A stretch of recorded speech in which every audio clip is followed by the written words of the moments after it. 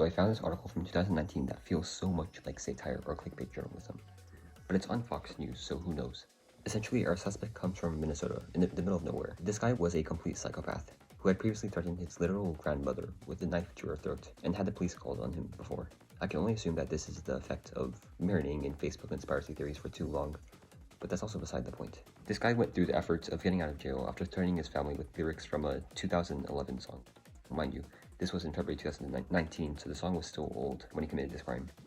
And when he was caught, he put a gun to his head and threatened the police with his life. Now, if I were the police officers handling this standoff, I would completely lose my shit over how dumb this is, because, like, who would dedicate so much to a band or celebrity to the point in which they would threaten their family with it, let alone threaten their own life? But the police officers here were more professional than I'd ever be, so after a while of failing to convince this asshole of a human being to stop resisting and get back in jail, they brought in the big guns. Of course, what I mean by big guns is, pizza.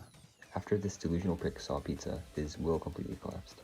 He willingly went back into police custody and allowed himself to be put into jail where he probably belongs, under the bond of like 100,000 and no one to pay because his family has completely disowned him. If I were to analyze this unironically, I'd say that this incident is a representation of how blown up things get under stress, and how one doesn't consider the opposing party to be as human or have a life as complex as them. But as soon as you demonstrate that you have a sense of humor, which is something that the other party doesn't expect, they realize that you're just another being with a brain, and understanding is reached much more easily.